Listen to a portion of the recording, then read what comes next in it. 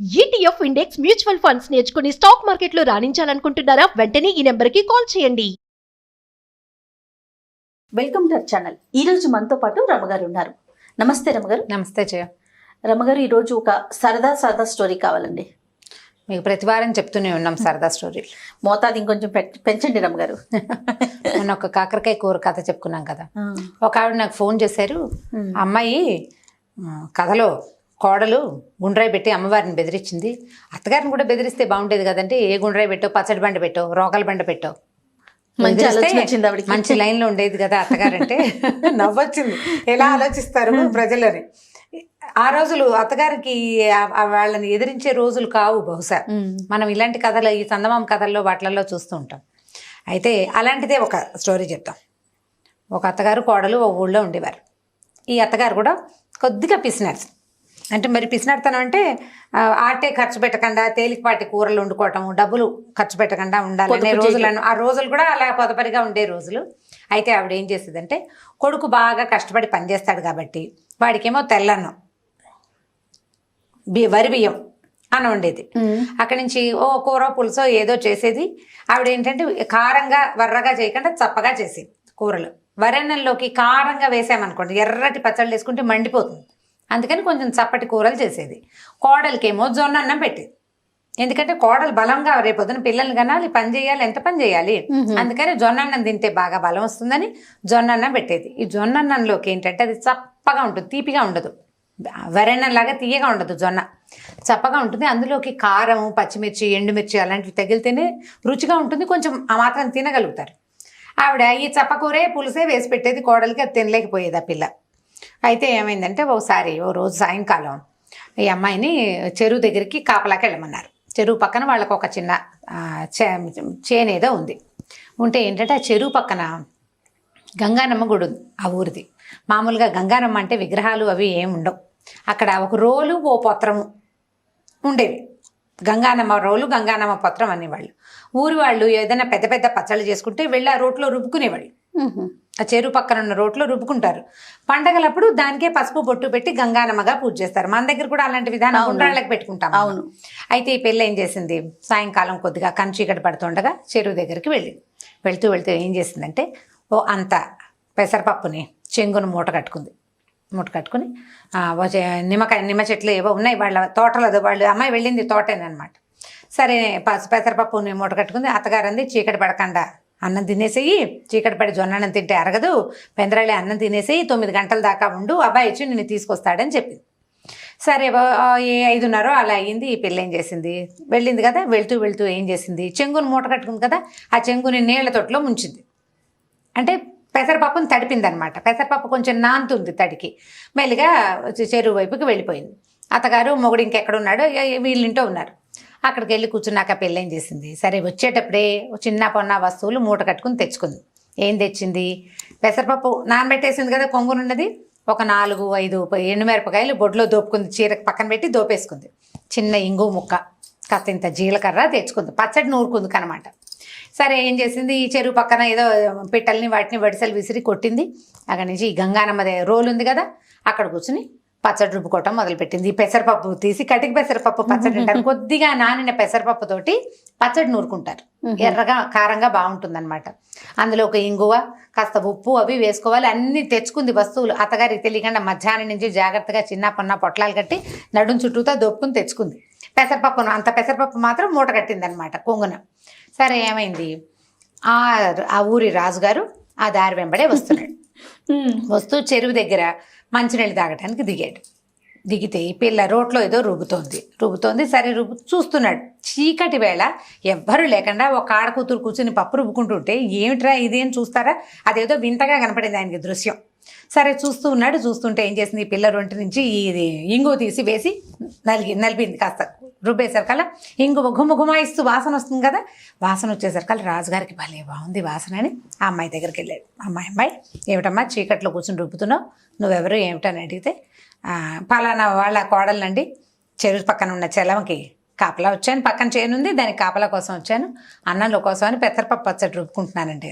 ఎంత మంచి వాసన వస్తుంది, కాస్త పెట్టవా అన్నాడు. చేతిలో పెట్టింది. అన్నట్టు కారంగా ఉంటే అమ్మాయింది, బొట్టిగా తింటే కారం పడుతుందండి, జొన్న అన్నంలో నలుచుకు తింటే బాగుంటుంది, నేను అన్నం తెచ్చుకున్నాను తింటారా అంది. ఆ పచ్చడి రుచి పట్టలేకపోతున్నాడు ఆయన ఆ వాసనకి. సరే ఏం చేశాడు, ఆ పిల్ల పక్కన చేలో ఉన్న ఒక నిమ్మకాయ కోసుకొచ్చి దానికి కాస్త చిన్న పిన్నిస్తో చిల్లు పెట్టి, ఏ చాకులు గీకులు లేవు కదా, పచ్చడి నిమ్మరసం పిండింది. నిమ్మరసం వేస్తే ఇంకా మంచి వాసన వస్తుంది ఆ పచ్చడి. అక్కడి నుంచి ఏం చేశాడు, ఆ అమ్మాయి టిఫిన్ మూత డబ్బాలో పెట్టుకొచ్చుకుంది కదా, అందులోంచి మూతలోకి అంత జొన్నన్నం తీసి పచ్చడి వేసి కాస్త కలిపి రాజుగారి చేతిలో పెట్టింది. రాజుగారు చకచకా తినేశాడు. ఇంకొంచెం పెట్టని సగం అన్నం రాజుగారు తినేశాడు. ఎంత బాగుందమ్మా, భలే బాగుంది, చాలా బాగా చేసావు అని ఇదిగో ఇది ఉంచుకొని ఒక రూపాయి కాసులను సంచి ఆ పిల్ల చేతిలో పెట్టబోయాడు. పెట్టపోతే అమ్మాయింది, ఎందుకండి డబ్బులు గిబ్బులు ఇవ్వద్దు, ఇప్పుడు ఈ డబ్బులు ఎవరిచ్చారని చెప్పను నేనంటే రాజుగారు ఇచ్చారని చెప్పమన్నాడు.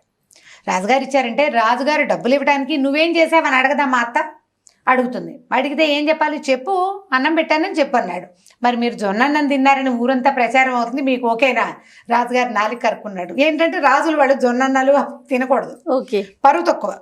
సరే నేను తిన్నానని చెప్పకూడదు ఒకటి. రెండోది, జొన్న అన్నంలోకి ఏమేసు తిన్నాడు అంటే పెసరపప్పు పచ్చడి అన్నది. కోడలు పెసరపప్పు తెచ్చుకుందన్న సంగతి బయటపడిపోతుంది. కాబట్టి మా అత్తకి తెలిసిపోతుంది నాకు డబ్బులు వద్దండి అని. డబ్బులు వద్దండి అంటే ఆయనకి రాజుకి డౌట్ వచ్చింది. ఏ అమ్మాయి ఇంతోటి పచ్చడి నువ్వు ఇంటి దగ్గర రుబ్బుకోలేకపోతువా, అక్కడే ఎందుకు తెలియదంటే మీ రాజ్యంలో అత్తలు గట్టివాళ్ళండి, కోడళ్ళు మెతకవాళ్ళు, మేము ఇలాగే తినాలి, మాకు ఆస్తులు ఉండవు, ఆడపిల్లలకి ఆస్తులు ఉండే రోజులు కావు కదా, మా నాన్నలు మాకేమి ఇవ్వరు, కట్నాలు తెలియదు కాబట్టి అత్తలు మాకు జొన్నన్నాలు పెట్టి మా మొగుళ్ళకి వరన్నాలు పెడతారని ఆ ఊరి సాధక బాధకాలన్నీ చెప్పింది. నీ దగ్గర డబ్బులు లేవంటే నాకేమీ లేదు, మా నాన్న నాకేమి ఇవ్వలేదంతే అనేసరికి రాజు అన్నాడు, ఒక ఐడియా చెప్తాను, ఈ డబ్బులు మూట పట్టుకెళ్ళి వస్తూ ఉంటే దొరికిందని చెప్పు. దొరికిందంటే అప్పుడు ఇంకో చిక్కుంది, డబ్బులు దొరికినాయని చెప్పారనుకో ఆ రాజ్యంలో ఏంటంటే ఎవరికైనా రోడ్డు మీద కానీ భూమిలో కానీ డబ్బు దొరికితే అది రాజుగారికి సొంతం. ఇంట్లో దాచిపెట్టుకుందుకు ఉపయోగం వీల్లేదు. ఇంట్లో దాచిపెట్టుకుంటే చుట్టుపక్కల వాళ్ళు తెలిసిపోతుంది డబ్బులు ఒక రూపాయి వాడారంటే వీళ్ళకి ఈ రూపాయి ఎక్కడిది అని ప్రశ్న వస్తుంది కదా. అవేమో మారకపు రోజులు, వస్తు మార్పిడి రోజులు, వీళ్ళ దగ్గర క్యాష్ ఉందంటే తెలిసిపోతుంది. కాబట్టి ఇప్పుడు ఏం చేయాలంటే ఓ పని చెయ్యి, నువ్వు పట్టుకెళ్ళు, ఈ డబ్బులు నీ సొంతమయ్యే ఉపాయం నేను చేస్తానని. ఈయన ఏం చేశాడు, ఆ డబ్బులు సంచి ఆ పిల్ల చేతులు పెట్టి చేతులు చక్కగా 4 లొట్టలు వేసుకుంటూ పచ్చడి కారంగా ఉంది చేతులు కడుక్కున్నాడు, మంచినీళ్ళు తాగాడు.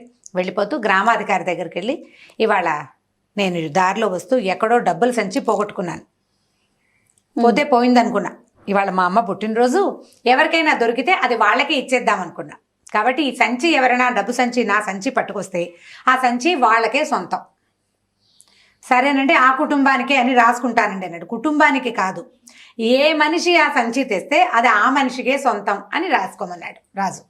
వెళ్ళిపోయాడు. ఈ పెళ్ళి ఏం చేసింది, పావు తక్కువ 9 దాకా ఉంది. ఈ లోపల భర్త వచ్చాడు.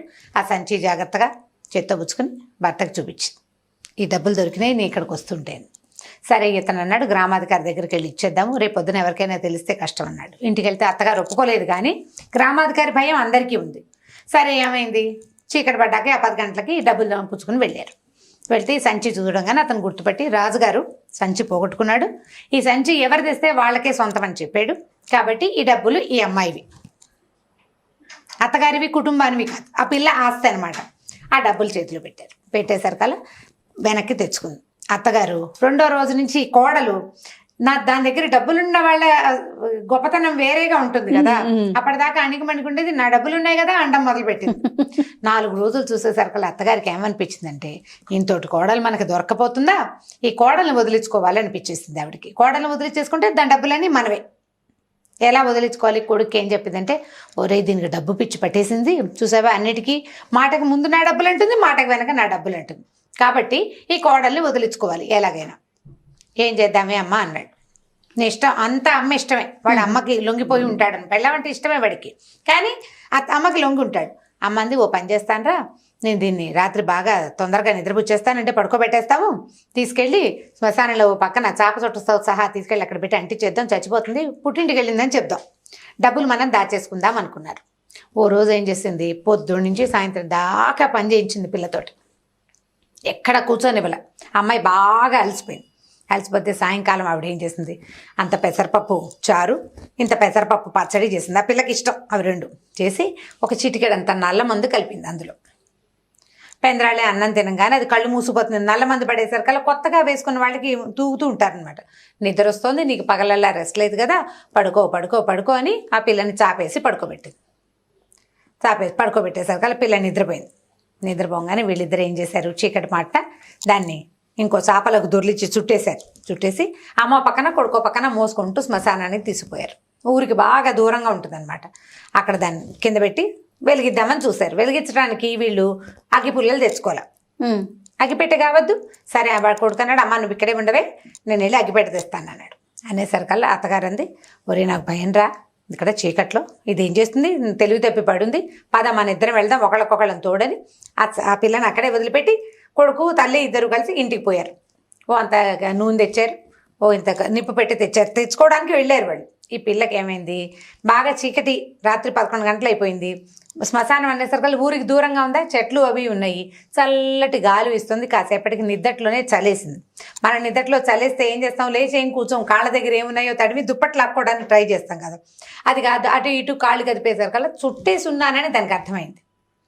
ఏమిటి ఇలా చాప చుట్టుకుపోయాను నేనని చూసుకుంటే చాపలో తను చుట్టూ ఉన్నట్టు, ఊరికి దూరంగా ఫలానా చోట ఉన్నట్టు ఆ పిల్లకి అర్థమైపోయింది.